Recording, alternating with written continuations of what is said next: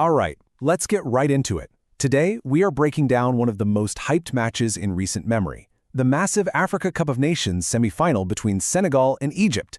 We're talking about two absolute titans of African football about to go head-to-head, and honestly, the stakes could not be any higher. So, what's the big story here? What's all the drama about? Well, it all comes down to this one question. Is this going to be a revenge mission for Egypt or a glorious repeat for Senegal? You see, the recent history between these two teams is so incredibly intense, it's setting the stage for an absolute classic. And make no mistake about it, this is a true clash of giants. In one corner, you've got the reigning, defending champions, Senegal. And in the other, the most decorated team in the entire history of the tournament, Egypt. This is so much more than just a game. It's really a battle for continental supremacy. The whole thing goes down at the Grand Stade de Tanger in Morocco on January 14th. And what are they playing for? A ticket to the AFCON final. You just know the atmosphere is going to be absolutely electric when these two footballing powerhouses face off. And this really gets to the heart of what this means for each nation. For Senegal, this is all about cementing their legacy. It's about proving their championship was no fluke by defending that title. But for Egypt, it's about redemption. It's about getting back to the top and reclaiming their spot as the kings of African football. So, how did we get here? How did these two teams make it to the semifinal? Well, their journeys couldn't have been more different, and that tells you a whole lot about the character of each squad. Just look at how their paths to this point have contrasted.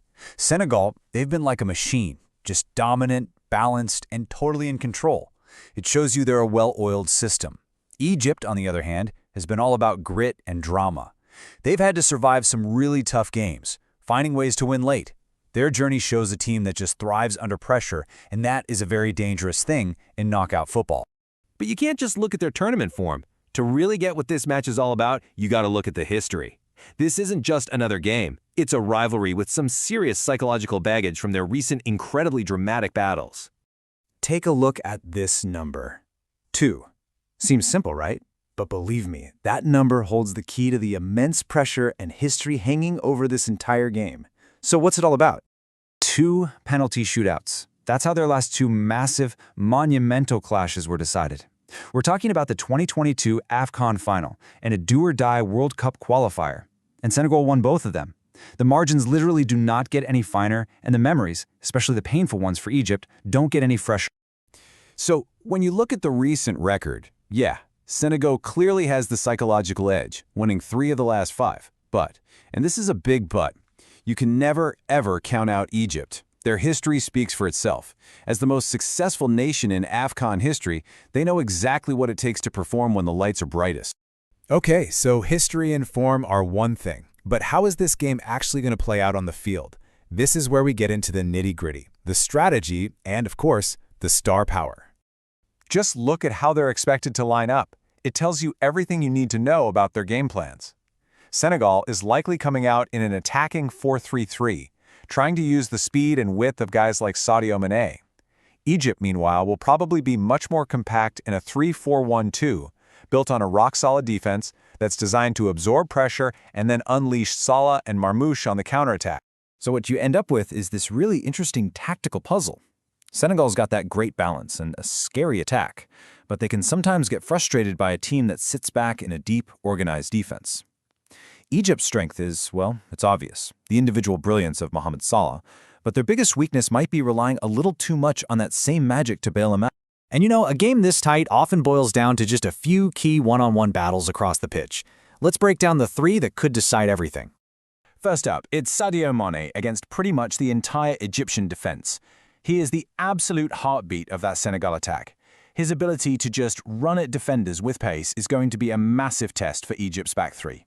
Their number one job will be to frustrate him and deny him any space at all. And then we have the heavyweight clash. This is the one everybody's talking about. Mohamed Salah, who's been the standout player of the tournament, going up against Kalidou Koulibaly, Senegal's absolute rock at the back. I mean, this is a duel between 2 of the world's best. Can Koulibaly, the leader of that defense, find a way to contain the man who always seems to deliver a moment of magic? Okay, So we've looked at the history, the form, the tactics, the star players. Let's put it all together. How is this epic semifinal actually going to unfold? Well, first off, expect a tense, cagey, super tactical match. Senegal will probably try to stamp their authority on the game early with a high press.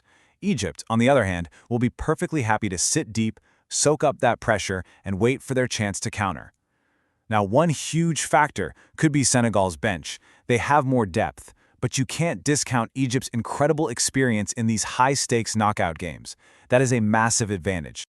So at the end of the day, Senegal probably comes into this as the slight favorites. Their recent form and their overall squad depth just give them a tiny edge. But, and believe me, this is a huge but, in a game with this much pressure, this much history, against a team as tough as Egypt, being the favorite means almost nothing.